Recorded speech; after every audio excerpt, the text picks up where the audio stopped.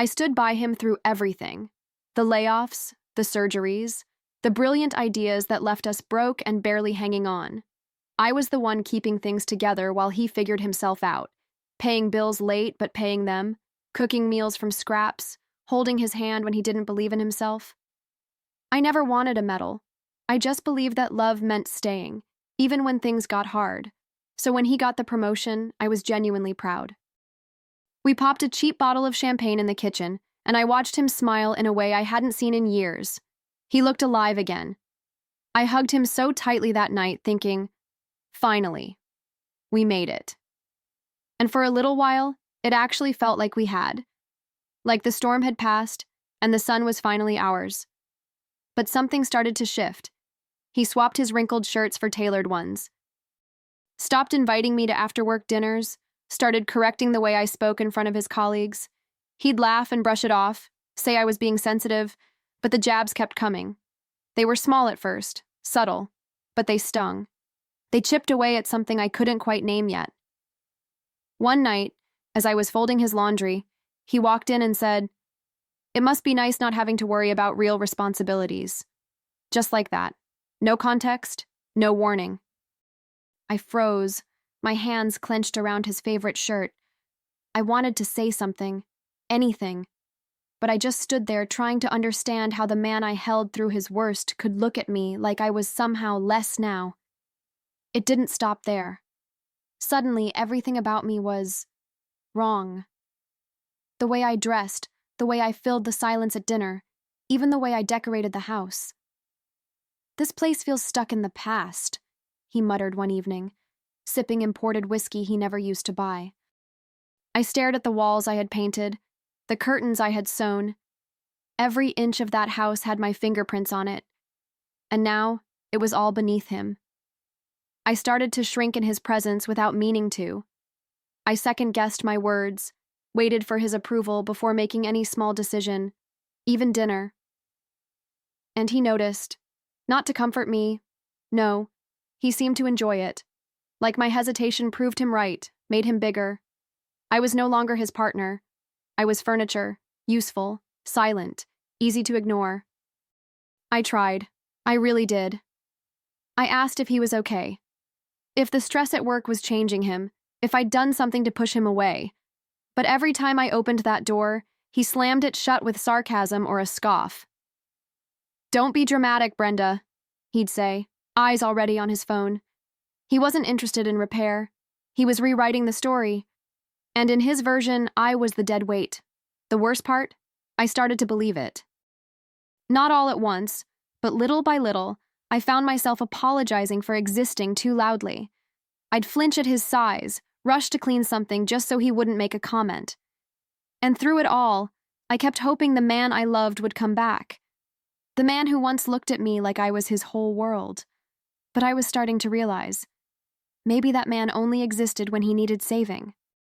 There was a night, late, quiet, when I found myself standing in front of the bathroom mirror, toothbrush still in hand, just staring. I didn't recognize the woman looking back. She looked tired. Not just physically, soul-tired, like someone who'd been slowly erased. I used to be so full of life, of ideas, of laughter that came from somewhere deep. Now, even my silence felt heavy. That same week, he joked to a coworker on speakerphone, "Brenda? Oh, she's great at folding laundry and watching daytime TV." They both laughed. I didn't say a word. I just walked into the kitchen and started boiling water for tea. Because when you live with someone who's erasing you, even your anger gets folded into silence. I started noticing how the world treated him differently now, with respect, admiration, even envy. They didn't see the man who used to cry in my arms when he thought he'd failed. They didn't see the mornings I spent drafting his resume, rewriting his emails, hyping him up like a coach before a big game. They only saw the polished version, the one standing tall, while I disappeared in his shadow, and maybe that was the moment I really felt it. He hadn't just changed. He had climbed one step up and decided I wasn't worth bringing with him. Not because I wasn't enough, but because to him, I had served my purpose. And now, I was simply in the way. It started with the little things. like the way he'd hand me his plate without a word, or leave his dirty laundry in the middle of the hallway like it was someone else's job to pick it up. And that someone was always me. I'd become his maid, his secretary, his ghost. He stopped saying please or thank you, like those words were too expensive now. Respect had become a luxury he no longer offered me. Then came the jabs in public. At dinners with his new friends from work, people who wore tailored suits and laughed a little too loudly, he'd make jokes at my expense. "Brenda's still holding down the fort, or holding onto the couch," he'd grin, while their eyes flickered to me with pity or discomfort. I'd smile, numbly, like I was in on the joke. But inside, something small cracked each time. I tried to talk to him once, just us two. Told him I felt invisible, that I missed who we used to be. He didn't even look up from his laptop. "You're just bored," he said flatly. "You should take a yoga class or something." Like I was a houseplant that needed a little more sun. Not a wife, not a partner, just a background character in his rising star movie. And then came the real sting. We were arguing. I don't even remember what started it. But his face twisted, cold and cruel, and he snapped, "You're a weight around my neck." I froze, not because of the words, but because of how easily they came, like he'd been waiting to say them, like he meant them more than anything he'd said in months. After that night, something shifted in me. Not dramatically. I didn't pack a bag or scream in the rain, but it was like a light went out, quietly, in a room I used to live in. I stopped waiting for him to change, stopped rehearsing the perfect sentence that might make him remember us. Instead, I started watching him, really watching, and I realized he didn't see me at all anymore. Just someone to bark orders at, someone who existed to not interrupt his rise. He started locking his phone, spending more time at work, coming home with that air of untouchable confidence, like the world owed him something. And when he did talk to me, it was mostly to complain about the noise, the bills, the smell of dinner, like everything I touched turned into a disappointment. He didn't want a partner. He wanted a prop, something polished and quiet that clapped when he walked into the room. And yet, I kept trying. Maybe it was habit or hope, or just fear of what came next. I planned little surprises. His favorite dessert, a new tie, a handwritten note tucked into his briefcase. He never noticed. Or worse, he noticed and rolled his eyes like I was clinging, like kindness had become a burden. It's strange how silence can feel louder than screaming. And our house was screaming, with every unspoken resentment, every unmet glance, every door closed just a little too hard. There were moments I'd catch myself apologizing, for forgetting to record his show, for needing to talk, for existing in the same room when he needed quiet. And each time I said sorry, I hated myself a little more. Because deep down, I knew I wasn't the problem. I had simply stopped being useful to his narrative. I remember standing in our kitchen one morning, still in my robe, flipping pancakes the way he used to like them. He walked in, barely looked up from his phone, and said, "You should really do something with your life." That's what he said. No good morning, no thanks. Just a sentence that sliced clean through me. I wanted to ask, didn't holding him together count for something? Didn't surviving alongside him mean anything? I started replaying the years in my head like a movie with no audience. The nights spent calming his anxiety, the months scraping by on coupons while he figured things out. The sacrifices. My sacrifices. And now he stood there, with his perfect hair and curated smile, acting like he'd built his success in a vacuum, like I had been nothing but dead weight on his golden ladder. He stopped asking for my opinion, on anything. If I offered a thought about the news or his new office design, he'd wave me off. Or worse, say something like, "You wouldn't get it." As if intelligence was something he'd discovered recently, and I wasn't invited to the party. It wasn't just disrespect. It was erasure. And the man I once loved was now treating me like a shadow he couldn't wait to outrun. But I wasn't gone. Not yet. And deep inside that silence, he mistook for surrender. Something else had started to grow. A seed of clarity. A flicker of remembering who I was before he needed saving. He thought I was fading. But in truth, I was only just beginning to wake up. I didn't slam doors. I didn't scream or throw his clothes out the window. That's not how I leave. Instead, I started waking up earlier than him, making coffee, sitting in the quiet, and planning. I opened a blank notebook and wrote one thing at the top. Get out without letting him know he pushed you. That became my compass. Every move, every decision, quietly pointed in that direction. I opened a bank account in my name only, transferred small amounts, nothing suspicious, just enough to breathe if I needed to run. I spoke with a lawyer during lunch breaks, under the pretense of volunteering. Every box of legal documents she handed me felt like a brick. Not of burden, but of foundation. For the first time in years, I was building something for me. Not for us, not for him, for me. I also started collecting proof. Voice recordings, texts, screenshots of the things he said when he thought no one would remember. I knew it wouldn't change the past, but it might protect my future. And the irony? He didn't notice. He was so consumed with his own reflection that he didn't realize I was no longer in the frame. I had become invisible to him, and I used that invisibility as a shield. Then, while looking for a tax form in our old office drawer, I found something unexpected: the draft. The one I'd written years ago, in his name, begging for that promotion he now paraded like it was divine right. I remembered staying up late, researching buzzwords, editing it with care. My words, my voice, his name. And in that moment, I realized he wasn't just ungrateful. He was built from pieces I gave him. I sat on the edge of the bed that night, holding the printed letter in my hands like it was made of glass. The words were familiar. Mine. Yet it felt surreal to see them again. Unchanged. Still carrying the weight of love I no longer felt.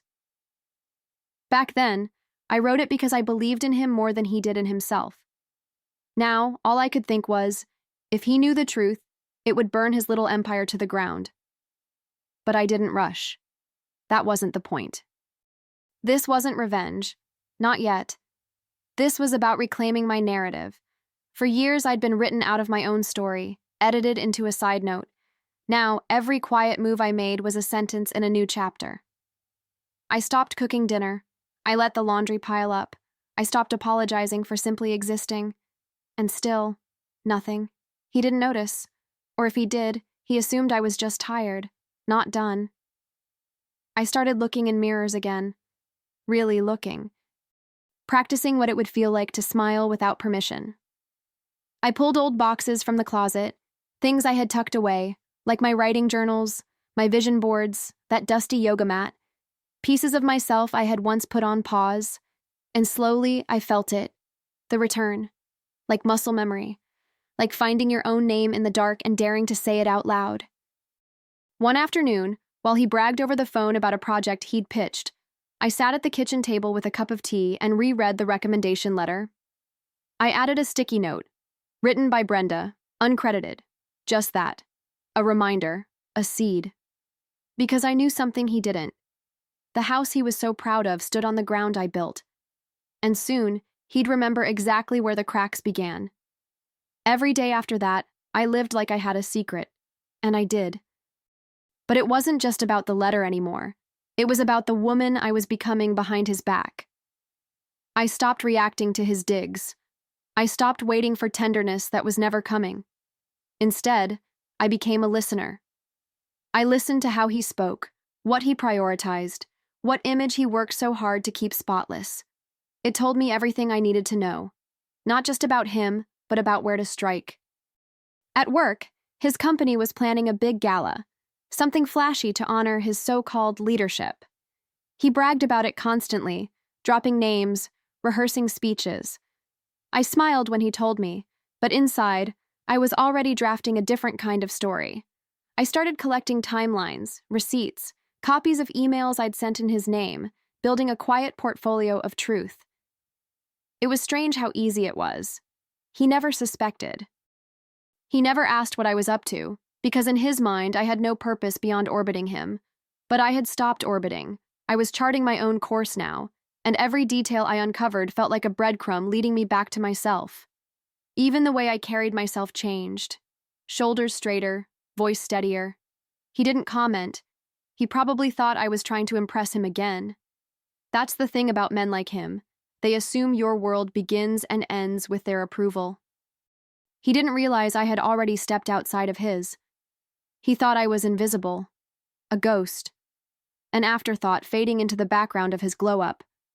But what he failed to see was that I was the one who made him seen in the first place, and soon everyone else would see it too. The announcement came in a glossy email blast. Greg Holloway to be honored for excellence in leadership and innovation. There were headshots, quotes from executives, even a tagline, a self-made visionary. I stared at the screen and laughed. Not because it was funny, but because the lie had gotten so big, so bloated, it was practically begging to be popped, and I knew exactly how to do it, with one click. I created a new email account with no name, no ties, just silence behind the keyboard. I attached the original draft of the letter, my letter, with annotations highlighting the dates, file metadata, writing samples. I wrote a brief, razor-sharp message to the company board. Before you celebrate integrity, you might want to know whose words actually built the pedestal. Then I hit send. No shaking hands, no second thoughts. But I didn't stop there. That same day, my lawyer filed the divorce papers, all of them. With every screenshot, audio clip, financial record I had tucked away like insurance. It wasn't about vengeance, it was about documentation, about truth. I wasn't burning the house down. I was opening the blinds and letting people see the mess he'd been hiding behind his perfect curtains. The night of the gala arrived like clockwork. He left in a sleek suit, his smile smug, his cologne thick in the hallway. He didn't kiss me goodbye. Didn't even ask if I was coming. And why would he? In his mind, I no longer existed. Just a shadow by the sink. What he didn't know was that by the time he arrived, the leak had already spread. Whispers had already begun. He walked into that ballroom expecting applause, expected to be the center of gravity in a room full of orbiting admiration. He didn't see it at first, the sidelong glances, the stiff smiles, the way people started whispering behind champagne glasses. But the shift was there, palpable, like a current of unease running beneath the clinking of forks and polite conversation. The email had done its job. My silence had finally spoken louder than his noise. Then came the moment, the part where he was meant to be introduced, handed a plaque, and praised for years of unmatched leadership. But the executive reading his intro hesitated, fumbled her notes. She glanced at someone off stage, eyes wide, voice faltering. The crowd murmured. Greg stepped forward, still smiling. But I know him. I know that twitch in his jaw, that blink too long. He was starting to realize something was off. A woman in the front row raised her hand. Can we confirm who actually authored the documents that led to this nomination? Her voice was calm, but her question detonated like a firework in a library. Greg stammered. He laughed, too loudly, tried to spin it into a joke. But the room wasn't laughing. They were watching, weighing. And just like that, the man who had built his castle on borrowed bricks was standing in a spotlight that suddenly felt far too bright. And me? I wasn't there. I was at home, in pajamas, with a glass of wine in one hand and a candle burning on the windowsill. I didn't need to see it. I could feel it. The collapse, the unraveling of a myth he had worked so hard to maintain. Without realizing, I had always been the scaffolding. The next day, his name was all over the office thread. Not in praise, but in damage control. HR emails, legal whispers, PR scrambling to review the situation thoroughly. They didn't mention me by name. They didn't have to. The receipts spoke louder. The timeline, the wording, the undeniable fingerprint of a woman who had been behind every polished version of him. He didn't just lose credibility. He lost the illusion that he'd built it alone. And as he tried to backpedal, to spin the story in his favor, he learned something that must have stung deeper than any headline. No one rushed to defend him. The same people he used to charm were suddenly silent, unwilling to get pulled under with him. His image, so carefully crafted, started to wilt in the heat of scrutiny. He wasn't a leader anymore, He was a question mark. When he finally got home that night, his face was pale, like all the blood had been drained from it. He didn't say a word, just dropped his keys in the bowl like always, but even that sounded hollow. I was sitting at the kitchen table, calm, unreadable. He looked at me, really looked, maybe for the first time in months. I held his gaze for just a second, then went back to reading my book. No drama, no speeches, just the weight of everything he thought he'd gotten away with, settling in.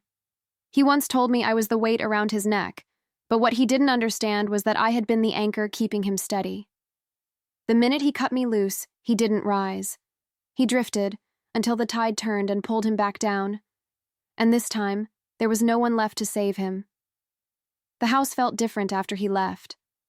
Quieter, yes, but not empty. It felt spacious, like I could finally hear myself think. I started opening windows just to feel the breeze, rearranging furniture, repainting the walls. It wasn't about design, it was about reclaiming space. I donated his suits, threw out the cologne I used to pretend to like, and pulled my old journals from storage. For the first time in years, every inch of the space belonged to me. With the settlement finalized and my name finally mine again, I used part of the money to do something I dreamed of quietly for years. I launched a small consulting business. Nothing flashy, just me, a laptop, and the skills I had spent a lifetime sharpening behind the scenes. At first, it felt strange putting myself at the center of something, but then the clients came, slowly, steadily, and so did my confidence. I started getting messages, not just from clients, but from women I barely knew, friends of friends, former neighbors, women who had seen pieces of themselves in my quiet exit. They wanted to know how I did it, how I'd gone from invisible to independent, and instead of shrinking from that attention, I leaned in. Not for ego, but because I knew what it felt like to forget your own name while loving someone else's dream. So I said yes when a women's circle invited me to speak. And when a local magazine asked for an interview, I gave it. Not to shame him, not to retell the past, but to show that rebirth doesn't require rage. It just requires truth, and a willingness to write your story in your own handwriting, with no one else holding the pen. I didn't become famous overnight. That was never the goal. But little by little, my story spread. A podcast picked it up, then a blog, then a small feature on a talk show.